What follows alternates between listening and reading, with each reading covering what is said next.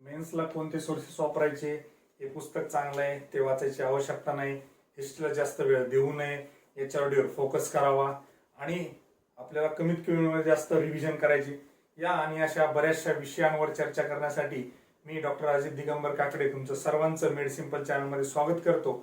तर आजचा जो व्हिडिओचा टॉपिक आहे आपला की येणाऱ्या 60+30 म्हणजे साधारणतः एक 90 दिवसांचा जो प्लॅन आणि स्ट्रॅटेजी आहे इन्क्लुडिंग रिव्हिजन, त्याच्याविषयीची आपण चर्चा करणार आहोत. त्यामध्ये आपण सोर्सेस पण बघूया की कुठल्या विषयाला काय वाचलं पाहिजे, कुठले सोर्सेस टाळले पाहिजे, कारण वेळ फार कमी आहे. ज्या लोकांनी ऑलरेडी आधी अभ्यास केलाय त्यांना या विषयाची काही आवश्यकता नाही, त्यांना सोर्सेस फिक्स झालेले आहेत, त्यांच्या रिव्हिजन पण झालेल्या आहेत. पण जे लोक बहुतेक वेळा म्हणजे नवीन तयारी करतायत, जस्ट आता पहिल्यांदाच प्रिलिम्स दिली आहे किंवा ज्यांनी आतापर्यंत मेन्स दिलेली नाहीये, तर त्यांनी ह्या गोष्टी कशा मॅनेज केल्या पाहिजे त्याविषयीची एक धावती चर्चा आहे. मला वाटतं सुरुवातीला आपण काय करूया, एक प्लॅन बघूया म्हणजे 60+30 दिवसाचा कसा करता येईल आपल्याला. मग साधारणतः आपण जर 90 दिवसांना डिवाइड केलं, किंवा आपण घ्या आता 90 दिवसांना डिवाइड केलं तर 2 स्लॉट मध्ये डिवाइड करता येईल आपल्याला. 60 दिवस प्लस 30 दिवस म्हणजे 90 कसे धरले तर आपण साधारण 2-3 मे पर्यंत आपलं संपलं पाहिजे. 3 मे पर्यंत बरोबर आहे. आज 1 फेब्रुवारी पासून तर 2 फेब्रुवारी साधारणतः अभ्यास सुरू केला तर एक 3 मे पर्यंत आपलं सगळं संपलं पाहिजे, बरोबर आहे, विथ 1 रिव्हिजन. मग त्याच्या हिशोबानं 60+30 असं आपल्याला डिव्हिजन करता येईल. पहिल्या 60 मध्ये जर आपण साधारणतः 6 विषय घेतले म्हणजे Marathi English objective, Marathi English return, GS 1, 2, 3, 4, तर 10 दिवस मिळतात. पण ऍक्च्युअल मध्ये काय करायचं की Marathi English return plus objective जे तर त्याला सेपरेट वेळ देण्याची गरज नाही, त्याला आपण डेली मध्ये इन्क्लूड करूया. मग साधारणतः आपल्याकडं किती उरतात, 60 दिवस आणि 4 GS चे पेपर, म्हणजे 15 ने त्याला भागितलं तर 4 म्हणजे 15 चोक 60. एका GS च्या पेपरला 15 दिवस मिळतात, बरोबर आहे. पण आता या 15 दिवसामध्ये पण तुम्ही HRD ला 15 दिवस देणार आणि GS 1 ला 15 दिवस देणार, हे बात कुछ हजम नाही होईल, राईट. पहिल्या पेपरमध्ये हिस्ट्री आहे, जिओग्राफी आहे, ऍग्रिकल्चर आहे, त्याला जास्त वेळ लागू शकतो. मग काय करायचं, थोडीशी फ्लेक्झिबिलिटी आपण ठेवूया. हा, त्याच्या आधी सर्वांसाठी हा जो आहे तो टेंटेटिव्ह एक प्लॅन आहे, म्हणजे ऑन अँड ऍव्हरेज मुलांसाठीचा आहे. याच्यामध्ये कसं आहे, ज्यांचं इकॉनॉमिक्स मध्ये चांगलं स्ट्रॉंग होल्ड आहे, ज्यांचं HRD खूप चांगलं आहे, ज्यांचं हिस्ट्री किंवा जिओग्राफी मध्ये खूप स्ट्रॉंग होल्ड आहे, ते याला कमी वेटेज देऊ शकतात. एक साधारणतः हा रफ प्लॅन आहे, याच्यामध्ये तुम्ही चेंजेस करणं अपेक्षित आहे, याला तुम्ही मोल्ड करणं अपेक्षित आहे तुमच्या सोयीनुसार, तुमच्या स्ट्रेंथ आणि विकनेसनुसार, राईट. तर मग पहिला जो पेपर आहे त्याला साधारणतः आपण 18 दिवस देऊयात.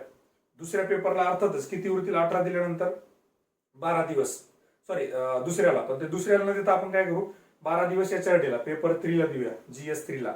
15 दिवस परत GS 2 पॉलिटी प्लस पार्ट 2, आणि जो GS 4 आहे त्याला पण 15 दिवस देऊया. म्हणजे 18, 15, 12, 18 असं आपण इक्वेशन एक साधारणतः लावू शकतो. मग आता पहिला GS 1 जर बघितला आपण, ते 18 दिवस जे ते कसे डिवाइड करता येतील, तर पहिला जो आहे तो मॉडर्न इंडिया म्हणजे आधुनिक भारताचा इतिहास, त्याला साधारणतः 3 दिवसात संपून टाका, कारण प्रिलिम्सला तुम्ही गेले बऱ्यापैकी, तुम्ही प्रिलिम्सला वाचले, त्याच्यात काही एवढं विशेष नाही.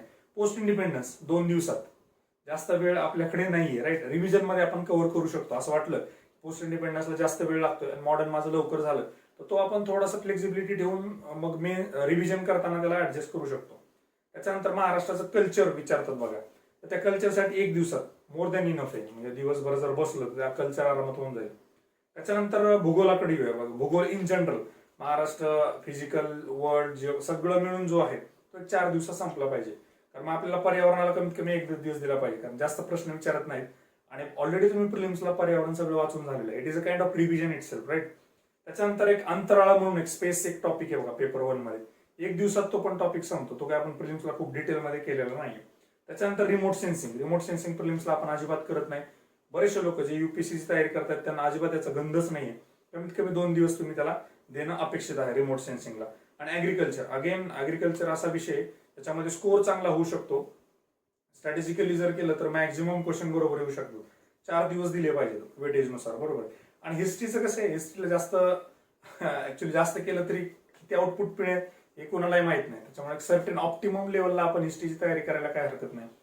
नंतर वळूया आपण बघा पेपर 2 कडे, म्हणजे GS 2 जो आहे, तर त्याला एक आपण 15 दिवस दिलेले होते. 15 दिवसामध्ये आपण साधारणतः पॉलिटीला 7 दिवस, म्हणजे आपण जस्ट प्रिलिम्सला वाचलेले बऱ्यापैकी आपल्याला माहिती आहे, पण ते फार महत्वाचं आहे. जवळपास 100 प्रश्न 150 पैकी तुम्हाला हे पॉलिटी मधून विचारले जातील, लक्ष्मीकांत मधून, राईट. त्याच्यानंतर पार्ट 2 जो आहे, ज्याच्यामध्ये कायदे वगैरे बाकीच्या पण गोष्टी आहेत, तर त्याला आपण 5 दिवसात संपवलं पाहिजे. त्याच्यामध्ये कायदे इन्क्लूड करू नका, कायद्याला कधी घ्यायचं आपण ते नंतर बघूया. कायदे सोडून जो उरलेला पार्ट 2 आहे GS2चा, त्याला 5 दिवसात संपवलं पाहिजे. आणि पंचायत राज इन्स्टिट्यूशनचं जे पुस्तक आहे, पंचायत राज इन्स्टिट्यूशन हा जो पार्ट आहे GS2 मध्ये, त्याला एक 2-3 दिवस द्या, कारण बरेचसे प्रश्न विचारतात, महाराष्ट्र स्पेसिफिक प्रश्न विचारतात, तर 3 दिवस त्याला द्यायला काही हरकत नाही. आणि त्यातल्या जे लोक UPSCहून शिफ्ट झालेत MPSC कडे, त्यांनी 4-5 दिवस दिले तरी काही हरकत नाही, कारण तुमचं पॉलिटी लक्ष्मीकांत खूप चांगलं झालेलं असतं आणि पार्ट 2 ला थोडा जास्त वेळ देऊ शकता. मग हे पॉलिटी 5 दिवसात संपून हे 2 दिवस, 1 दिवस PRI ला आणि एक पार्ट 2 ला, म्हणजे 6 आणि हे 4 असंही तुम्हाला करता येईल. ऍक्ट कधी करायचे ते आपण नंतर बघूया. राईट. त्याच्यानंतर तिसरा पेपर जो HRDचा आहे, तर त्याला आपण 12 दिवस दिलेत. का एवढा मोठा नाही, एकच पुस्तक आहे, तेच चांगलं करायचे, त्यालाच व्यवस्थित रिवाइज करायचं. त्याला आपण 12 दिवस दिलेत. त्यातले 6 दिवस जे आहेत ते HRD पार्ट, ह्युमन मानव संसाधन, जो पहिला पार्ट आहे तो, आणि दुसरा जो मानवी हक्क आहे, थोडासा मोठा पार्ट आहे ह्युमन राईट्स, तर त्याला आपण साधारणतः 9 दिवस देऊया. म्हणजे 6 आणि 9 असं आपल्याला डिव्हिजन हे 15 दिवसाचं करता येऊ शकतं. पण 15 दिवसाचं न करता आपण जे 12 दिवसाचं केले, त्याच्यामुळे काय करायचं की इकडं जे आपले 6 दिवस दिले, त्यात आपण 4 दिवसात HRD संपवायचं, आणि 4 आणि मग उरलेले इकडचे जे ते 8 दिवसामध्ये HR आपण संपवायचं. म्हणजे 8 आणि 4 12 दिवसामध्ये HRD आपलं संपून जाईल. त्याच्यानंतर बघा GS4 जो आहे, ज्याच्यामध्ये इकॉनॉमी, सायन्स अँड टेक सगळं आहे, त्याला आपण 15 दिवस दिले होते, जसे ठरले तसे ठेवले होते. तर त्याच्यामध्ये इकॉनॉमीला 8 दिवस दिले पाहिजे. इकॉनॉमी फार महत्वाचं आहे. आणि एक जनरल ऑब्झर्वेशन आहे की इकॉनॉमीमध्ये काय होतं की बऱ्याचशा मुलांना तेवढा स्कोर करता येत नाही, कारण मग डिटेलिंग आपण करत नाही. त्याच्यामुळे 8 दिवस साधारणतः इकॉनॉमीला दिले पाहिजे. सायन्स अँड टेक अगेन खूप स्कोरिंग विषय, चांगली तयारी केली तर चांगले मार्क नक्कीच पडू शकतात. 4 दिवस दिले पाहिजे. डिझास्टर मॅनेजमेंट 2 दिवस, कारण त्याच्यामध्ये काय होतं, थोडं नेट रिसर्च करावं लागतं, थोडासा वेळ, थोडं डिस्कशन करावं लागतं. 2 दिवस डिझास्टर मॅनेजमेंटला. आणि मग उरलेला जो महाराष्ट्राचा इकॉनॉमिक सर्व्हे, समरी वाचायची फक्त 1 दिवसामध्ये, बघून घ्यायचं काय महत्वाचं आहे का, जे मेन्सला विचारू शकतात, ऑलरेडी विचारलंय का. म्हणजे असं साधारणतः इकॉनॉमी 8 दिवस, सायन्स अँड टेक 4 दिवस, डिझास्टर मॅनेजमेंट 2 दिवस, महाराष्ट्र इकॉनॉमिक सर्व्हे 1 दिवस, समरी. बस याच्यात आपला GS4 जे 60 दिवसाचं संपलेलं आहे. बरोबर. मग आता उरलेला जो काय पार्ट आहे बघा, Marathi English objective plus return, तर याला किती दिवस द्यायचे, काय द्यायचे, याला म्हणून दिवस नाही, आपण काय करूया, अल्टरनेट मराठी किंवा इंग्लिश घ्यायचे. ज्या लोकांचं इंग्लिश चांगलं आहे त्यांनी काही दिवसांसाठी इंग्लिश ग्रामर नाही केलं तरी चालेल, त्यांनी सरळ मराठी ग्रामर करावं. पण ज्यांना दोन्ही पण प्रॉब्लेम आहे, आज मराठी ग्रामर केलं, उद्या इंग्लिश ग्रामर करतोय, डेलीच असलं पाहिजे, एक नाही, किंवा 2-3 दिवस कंटिन्यू मराठी ग्रामर केलं, 2-3 दिवस कंटिन्यू इंग्लिश ग्रामर केलं, ते डेली करायचं. समाज सुधारक, एक समाज सुधारक रोज करायचा, एक समाज रोज संपून टाकायचा. त्याच्यानंतर ऍक्ट्स 10-12 जे ऍक्ट्स आहेत, रोज एक ऍक्ट करायचा, नंतर परत रिव्हिजन करायचे, ते पण डेली मध्ये येईल. आणि त्याच्यानंतर बघा डेली मध्ये काय करायला पाहिजे, तर डेली मध्ये जर तुम्ही लोकसत्ता वाचत असाल, सकाळ वाचत असाल, UPSC करणारे जे लोक आहेत ते द हिंदू वाचताय किंवा इंडियन एक्सप्रेस वाचताय, त्याच्यामध्ये ते एडिटोरियल मध्ये जो कॉलम येतो छोटासा पार्ट, तर त्याचा काय करा तुम्ही, साधारणतः तो वाचून ते न्यूजपेपर बंद करून टाकायचा आणि आपल्या भाषेत लिहिण्याची प्रॅक्टिस करायची. जे काय त्या आर्टिकल मध्ये दिले, त्या कॉलम मध्ये दिले, त्याला आपल्या भाषेत लिहिण्याची प्रॅक्टिस करायची. यानं काय होतं, पहिली गोष्ट की तुम्हाला एक सारांश लेखन, प्रिसे रायटिंग जी आहे, तर त्याची प्रॅक्टिस होते पहिली गोष्ट. दुसरी गोष्ट, तो एक मिनी एसेच असतो, कुठला तरी विषय त्यांनी खूप मुद्देसूद मांडलेला असतो, एसीची पण प्रॅक्टिस होते. आणि सायमल्टेनियसली जे MPSC ची तयारी करतात, फक्त ज्यांना रायटिंगची अजिबातच प्रॅक्टिस नाही, डेली तुमची रायटिंगची प्रॅक्टिस पण होते. बाकीचे पण त्याचे फायदे आहेत बघा, मेमरी पण वाढते, कारण सबकॉन्शियस माइंडला ट्रिगर जातो पेपर बंद केला म्हणजे वाचताना, बाबा हे मला परत लिहायचं, मग ते कलेक्ट करायला लागतो कीवर्ड्स, तर तीच सवय तुम्हाला GS मध्ये पण लागते, मग मेमरी वाढायला पण त्याचा फायदा होऊ शकतो. राईट. ज्या लोकांना हुकून चुकून नाही झालं या मेन्स मध्ये, पुढच्या वेळेस जर सीसॅट द्यावा लागला परत प्रिलिम्स, तर सीसॅटच्या पेपरला, कॉम्प्रिहेन्शनला याचा खूप प्रचंड फायदा होऊ शकतो. राईट. हे झालं डेली मध्ये 4 गोष्टी, मराठी आयदर म्हणजे मराठी करायचं ग्रामर किंवा इंग्लिश ग्रामर करायचं, समाज सुधारक रोज एक करायचा, ऍक्ट रोज एक करायचा, आणि समरी जी आहे कॉलमची ती लिहून काढायची. त्याला काही 10 ते 15 मिनिटं लागतं, हार्डली 10 ते 15 मिनिटं डेली करायचं.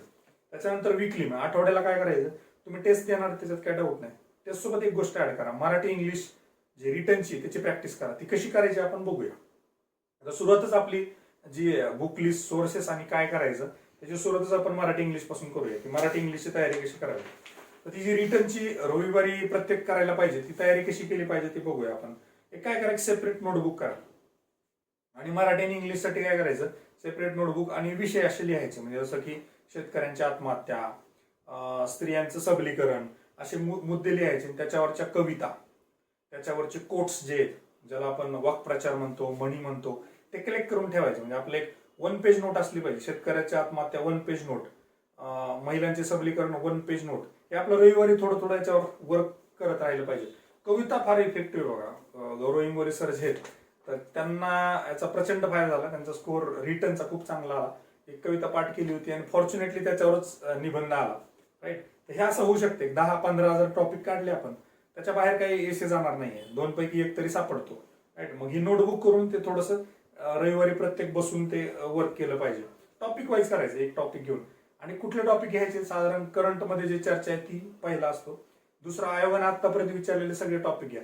मग त्यात दुसऱ्या मेन्सचे पण घेऊ शकतो. फॉरेस्टला मेन्सला विचारलेले एसे असतील, एमपीएससीने आतापर्यंत जेवढे काही एसे विचारले वेगवेगळ्या परीक्षेला, ते सगळे विषय किंवा कंटेम्पररी मागच्या 2-3 वर्षात जे काही विचारले त्याच्यावरही तुम्ही कंटेंट बनवू शकता. त्याच्यानंतर आणखी एक ट्रान्सलेशन असतं बघा रिटर्न मध्ये, मराठी टू इंग्लिश आणि इंग्लिश टू मराठी. त्याला एक सिंपल गोष्ट करायची. इंडियन एक्सप्रेसचे जे आर्टिकल आहेत ना, बऱ्यापैकी लोकसत्तामध्ये ट्रान्सलेट होऊन येतात. मग काय करायचं, आयदर इंडियन एक्सप्रेस घ्यायचा, इंग्लिश मधलं मराठीत ट्रान्सलेट करून बघायचं. दुसऱ्या दिवशी लोकसत्तामध्ये क्रॉस चेक करून बघायचं आपण जे केलंय ते बरोबर आहे का नाही.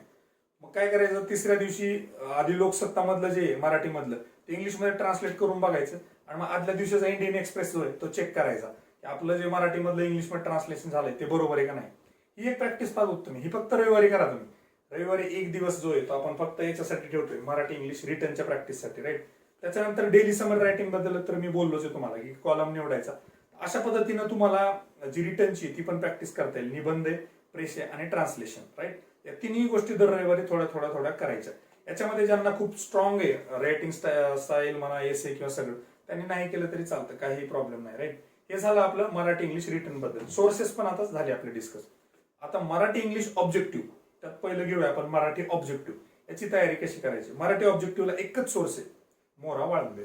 मोरा वाळंबे त्याचं जे ऍडिशनल बुकलेट एक येते, क्वेश्चन बुकलेट, त्याचं पुस्तक, एकच सोर्स ठेवा, तोच चांगला करा. त्याच्या बाहेर जास्त क्वेश्चन जात नाही. मिनिमम 40 मार्क आउट ऑफ 50 हे पक्के. 40 आउट ऑफ 50 मार्क पक्के. मोरा वाळंबे एकच करायचा. त्याच्यानंतर इंग्लिशसाठी बघा, कुठल्याही ऑब्जेक्टिव्हसाठी एक बाळासाहेब शिंदे पण वापरू शकता, ज्या लोकांचं आर्टचं बॅकग्राऊंड आहे, ज्यांना पाल्यान सुरी झेपत नाही. राईट. काही लोक रेन अँड मार्टिन पण वापरतील, काही प्रॉब्लेम नाही. कुठलंही एकच घ्या, ते चांगलं करा. मिनिमम 40 मार्क पक्के झाले पाहिजे. ज्या लोकांना क्लासेस वगैरे करायचे असतील ते क्लासेस पण करू शकतात त्या गोष्टीचे. राईट. आणि हे सर्व करत असताना मात्र एक गोष्ट फार गरजेची, ती म्हणजे प्रिव्हियस इयर क्वेश्चन जे आहेत आतापर्यंत एमपीएससीने विचारले. राज्यसेवेचे नाही, राज्यसेवेचे तर नक्कीच घ्यायचे आपल्याला, पण ग्रुप बी ला विचारलेले, ग्रुप सी ला विचारलेले, फॉरेस्टला विचारलेले, वेगवेगळ्या एमपीएससीने कंडक्ट केलेल्या परीक्षेला जे ग्रामरचे ऑब्जेक्टिव्ह प्रश्न विचारलेत, इंग्लिशचे आणि मराठीचे, हे सगळे आपण तयारी करायची. यातले बरेचसे क्वेश्चन रिपीट होत असतात. त्यामुळे त्यासाठी बाळासाहेब शिंदेचे पुस्तक आहे बघा, मराठी आणि इंग्लिश दोन्हीचे प्रिव्हियस इयर क्वेश्चन्स वेगवेगळ्या परीक्षेत विचारलेले, तो एक मेन सोर्स आहे. स्टार्टिंगला ते करायचं, मग आपली ग्रामरची तयारी सुरू करायची. राईट.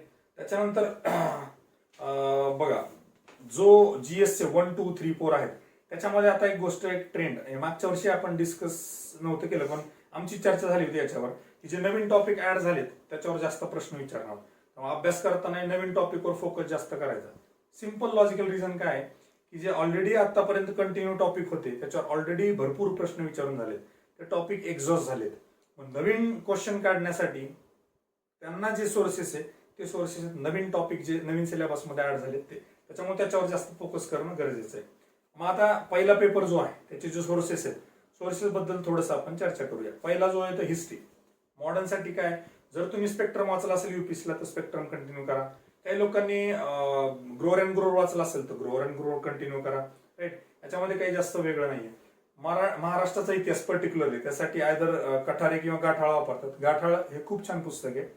आणि काही लोकांनी समाधान महाजन वाचायचंय, आणि दोन्ही जर वेळ पुरत नसेल तर एकच चूज करा. समाधान महाजन डायरेक्टली वाचलं तरी काही प्रॉब्लेम नाही. ज्या लोकांना दोन्ही वाचायचे त्यांनी आधी गाठाळ वाचा आणि नंतर समाधान महाजन वाचा. Samadhan Mahajan is a kind of short note of गाठाळ असं म्हणायला काही हरकत नाही. राईट. त्यामुळे ते पण करू शकता.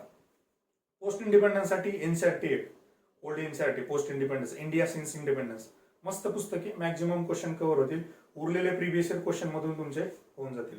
राईट. हे होतं हिस्ट्री बद्दलच. राईट. याच्यामध्ये काही जास्त वेळ देऊ नका, जास्त मार्कांसाठी नाहीये, आणि आउटपुट किती येईल हे पण सांगता येत नाही. त्यामुळे ऑप्टिमम लेवलला बेसिक मिनिमम जे म्हणतो तेवढीच तयारी आपल्याला हिस्ट्रीची करायची. त्याच्यानंतर येतं बघा जिओग्राफी. जिओग्राफीमध्ये बरेचसे जे युपीएससीचे विद्यार्थी आहेत तर ते एनसीआरटीची तयारी करतात. त्यांनी काय करायचं, एनसीआरटी करायचं प्लस जीसी लिऑंगचं. GC Leong is very good book. ते जे प्रश्न विचारतात ना की कुठले ग्लासियल लँडफॉर्म्स आहेत, इरोजनल डिपॉझिशनल आहेत, तसे जे क्वेश्चन आहेत ते खूप छान कव्हर केले जीसी लिऑंग मध्ये. जीसी लिऑंग एक करायचं. दीपस्तंभ करा. काही लोक सौदी पण करतील, काय प्रॉब्लेम नाही, कुठलंही एक घ्या. त्यातला दीपस्तंभ खूप छान आहे, कलरफुल आहे, मस्त पुस्तक आहे. त्यात थोडंसं काही मार्जिनल एरर्स आहेत, तेवढ्या फक्त एकदा चेक करा. राईट. त्याच्यानंतर जिओग्राफीमध्ये पुन्हा जास्त काही करण्याची गरज नाही. ज्या लोकांना एनसीआरटी वाचायचं नाही ते स्टेट बोर्ड वाचू शकतात. त्यांना स्टेट बोर्डही वाचायचे नाही त्यांनी सरळ सौदीचं जे भारताचा भूगोल आणि महाराष्ट्रासाठी महाराष्ट्राचा भूगोल, आयदर दीपस्तंभ और सौदी, काही प्रॉब्लेम नाही. त्याच्यानंतर उरला ऍग्रिकल्चरचा पार्ट. ऍग्रिकल्चरमध्ये 11वी-12वी स्टेट बोर्डाचे पुस्तक आहेत 2, ते वाचू शकता. त्याच्यानंतर रंजन कोळंबे सरांचं पुस्तक आहे, खूप छान पुस्तक आहे, ते पण पुस्तक वापरू शकता. आणि प्रणिल गिल्डा जे DYSP आहेत त्यांच्या पण नोट्स आहेत ऍग्रिकल्चरच्या, तर तुम्हाला झेरॉक्स सेंटरवर कॉपी प्रिंटवर कुठेही मिळतील, तर तुम्ही घेऊ शकता. राईट. तर हे साधारणतः GS1 बद्दल. याच्यापेक्षा जास्त काही वेगळं करण्याची आवश्यकता नाही. समाज सुधारकासाठी ज्ञानदीप पब्लिकेशनचं एक पुस्तक आहे, ते पण रेफर करू शकता. आणि वेळ मिळाला तर हे करा, नाही तर गाठाळमध्ये बऱ्यापैकी कव्हर केले, तेवढं जरी केलं तरी मोर दॅन इनफ आहे. राईट. त्याच्यानंतर असं वेगळं याच्यामध्ये काही करण्याची आवश्यकता नाहीये GS1 मध्ये. पर्यावरण जो भाग आहे तो जो प्रिलिम्सला वाचले, आयदर तुषार घोरपडे वाचला असेल किंवा शंकर IAS वापरला असेल, तेच वाचा. वेगळं काही करू नका, जास्त वेटेज नाहीये. 4-5 प्रश्न येतात, त्याच्यातूनच तुम्हाला प्रश्न सॉल्व्ह होऊ शकतात, त्यामुळे तेच वाचा. मात्र रिमोट सेन्सिंगसाठी बघा, रिमोट सेन्सिंगसाठी एक पुस्तक आहे सुमन सोळंके सरांचं आहे, IFOS रँक 2, मित्र आहेत माझे चांगले, ते पुस्तक तुम्ही वापरू शकता रिमोट सेन्सिंगसाठी. राईट. आणि NRSC ची वेबसाईट आहे, इस्रोची वेबसाईट आहे, सिलेक्टेड जे काही विचारले गुगल सर्च पण करू शकता रिमोट सेन्सिंगसाठी. याच्यात पण जास्त आउटपुट नाही बघा, काय विचारले MPSC काही सांगता येत नाही. त्यामुळे बेसिक मिनिमम रिमोट सेन्सिंगचं केलं पाहिजे, जास्त याच्यामध्ये पण मागे लागू नका. कत्ता यांच्या नोट्स आहेत बघा ऍग्रिकल्चरसाठी, ते आपण विसरलो. कत्ता यांच्या नोट्स आहेत, किंवा तुम्हाला कॉपी जे याच्यावाले झेरॉक्सवाले आहेत त्यांच्याकडे तुम्हाला त्याचं एक हे मिळतं सिलेक्टेड टॉपिक्स कत्ता यांचे, ते पण सिलेक्टेड टॉपिक्स तुम्ही वापरू शकता. त्यानंतर पेपर 2 बघा, GS2 चे सोर्सेस. पहिलं बेसिक लक्ष्मीकांत. याच्यामध्ये आता मी काही मित्रांसोबत चर्चा केली, त्यातून एक नवीनच गोष्ट समोर आली की लक्ष्मीकांत जे लोक इंग्लिशमधून वाचतात आणि लक्ष्मीकांत ट्रान्सलेटेड जे लोक मराठीतून वाचतात, याच्यामध्ये आन्सर येण्याचे चान्सेस जे आहेत थोडेसे वेगळे होतात. म्हणजे असं बऱ्याच लोकांचं म्हणणं आहे जे मराठीतून वाचतात त्यांचे 10-15 मार्क जास्त मिळतात. त्याचं कारण लॉजिक असं सांगितलंय की जे खाचे कोच असतात तर बारकावे जे आहेत ना ते मराठीमधून लवकर समजतात, ते इंग्लिशमधून समजत नाहीत. तर ज्यांनी प्रिलिम्सला मराठीतून वाचलं त्यांनी मराठीतूनच वाचा. जे UPSC मधून ज्यांनी इंग्लिशला वाचले ते मराठीच्या आता भानगडीत पडू नका, ही वेळ नाहीये, तुम्ही इंग्लिशच कंटिन्यू करू शकता. राईट. लक्ष्मीकांत पॉलिटी. दुसरं लक्ष्मीकांतचं गव्हर्नन्सचं पुस्तक आहे, सिलेक्टेड टॉपिक बघायचा सिलेबस मधला, आतापर्यंत विचारलेले प्रश्न आणि मग ते लक्ष्मीकांत मधलं गव्हर्नन्स मधला टॉपिक. राईट. पंचायत राजसाठी किशोर लवटे, सगळ्यांनाच माहिती आहे, फेमस. त्याच्यानंतर बघा ऍक्ट साठी आहे ना, BR ऍक्ट डाउनलोड करा. सरळ जे काय कायदे ते कायदे डाउनलोड करून कायदे वाचा, त्याच्या जास्त भानगडीत पडू नका. कोणाला वाचायचेच नसतील तर त्यांनी मग ते गुरुकुलच्या नोट्स आहेत कायद्याच्या, त्या बघू शकता. पण मला तर पर्सनली असं वाटतं की ते कायदे BR ऍक्ट वाचले पाहिजे. आणि सगळ्यांनी सांगितलं बघा, समाधान पाटील सर आहेत, त्यांनी पण सांगितलं की ते ऍक्ट जे आहेत ते BR वाचले पाहिजे. म्हणजे अभिजित जाधव सर आहेत तहसीलदार, त्यांनी पण तेच सांगितलंय. गौरव इंगोले सर आहेत, त्यांनी पण तेच सांगितलं, डेप्युटी कलेक्टर, की ते ऍक्ट आहेत ना ते ऍज इट इज जसे आहेत तसे वाचायला पाहिजेत. आणि त्याच्यामध्ये पण ट्रिक्स आहेत, ते आपण नंतर स्पेसिफिकली जेव्हा GS2 बद्दल चर्चा करू तेव्हा बघूया ते कसं करता येईल, काय करता येईल. आणि पार्ट 2 जो आहे तो सगळ्यांना माहिती, युनिक अकॅडमीचं पुस्तक चांगलं आहे. दिलीप कटावकर सरांचं जे आधी IP सरांकडे होते, त्यांनी आता स्वतःची अकॅडमी काढली, त्यांचं पण पुस्तक आहे, ते पण छान आहे, ते पण रेफर करू शकता. कुठलंही वापरा, काही प्रॉब्लेम नाही, आयदर युनिक अकॅडमी और त्यांचं पुस्तक, काही प्रॉब्लेम नाही. त्याच्यानंतर जास्त काही याच्यामध्ये आणखी बारकावे तर नाहीयेत. पेपर 2. त्याच्यानंतर पेपर 3 बघा. आता पेपर 3 जो HRDचा आहे, HRD मध्ये पण सिलेक्टेड टॉपिक आहेत, आयदर कोळंबे और IP सिंग, किंवा आता ते दिलीप सरांचं जे पुस्तक आलंय नवीन मार्केटमध्ये, त्यांनी स्वतःचं पब्लिकेशन केले ते, किंवा काही लोक कंबाईन पण करू शकतात, Kolambe sir plus IP Singh सरांचं पुस्तक. राईट. प्लस देसलेचा पार्ट 2 डेव्हलपमेंट, हे 3 मेन सोर्सेस आहेत. याच्या व्यतिरिक्त काय वापरू शकता, मिनिस्ट्रीच्या वेबसाईट बघायच्या, जे काही कीवर्ड्स आतापर्यंत MPSC ने विचारलेत गुगलवर सर्च करून त्याची ब्रीफमध्ये हिस्ट्री बघायची, त्याच्या रिलेटेड गोष्टी सर्च करायच्या, त्याच्या नोट्स बनवायच्या. राईट. ह्या गोष्टी तुम्ही बघू शकता. याच्यापेक्षा वेगळं काही HRD मध्ये नाहीये. मग पेपर 4 येतो बघा. पेपर 4 मध्ये पार्ट 1 जो आहे, पार्ट 1 साठी पेपर 1 ला कोळंबे सरांची इकॉनॉमी इज मस्ट.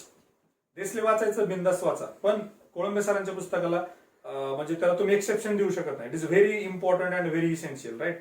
ते एक करणं गरजेचंच आहे. त्याच्यानंतर दुसरं जे आहे ते देसले सरांचं दीपस्तंभ पब्लिकेशनचं जे ते पण करायला काय हरकत नाही. हा झाला इकॉनॉमी पुरता भाग. आता पुढे जाऊन जर इकॉनॉमीमध्ये थोडंसं बघितलं तर इंडियाचा इकॉनॉमिक सर्व्हे असतो, त्याची समरी थोडीशी बघायला पाहिजे.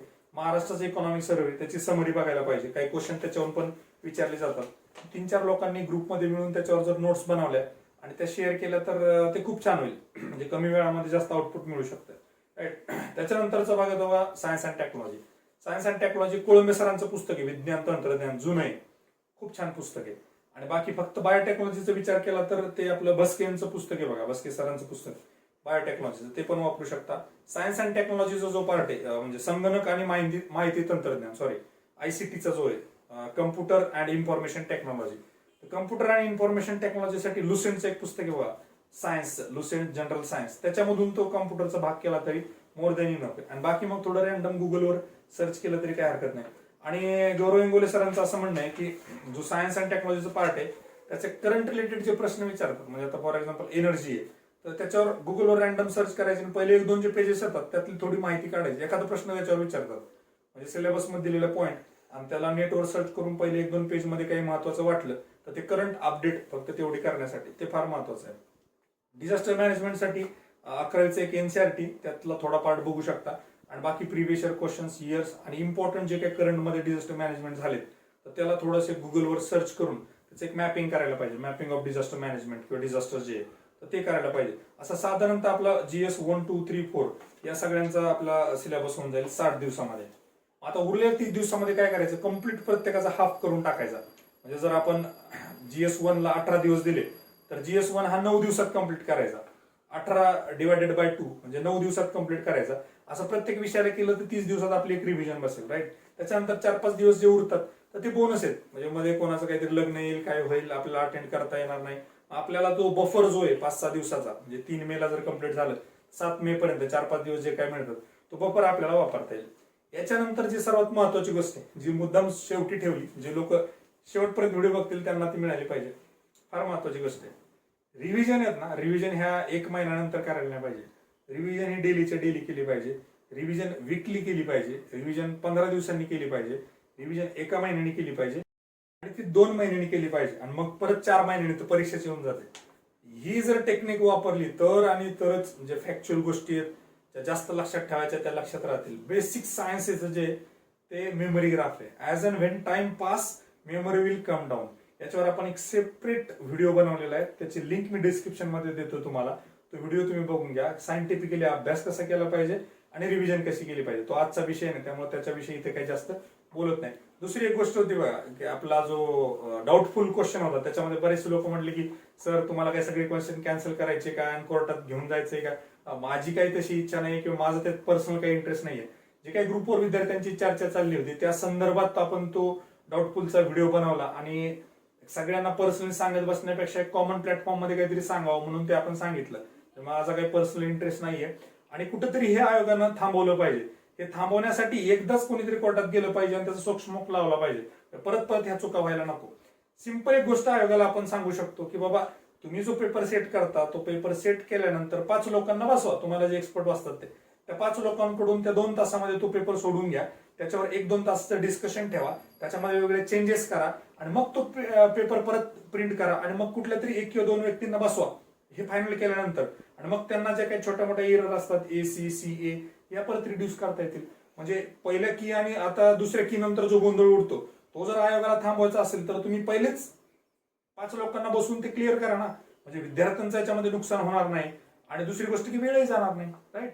So thank you very much. All the very best.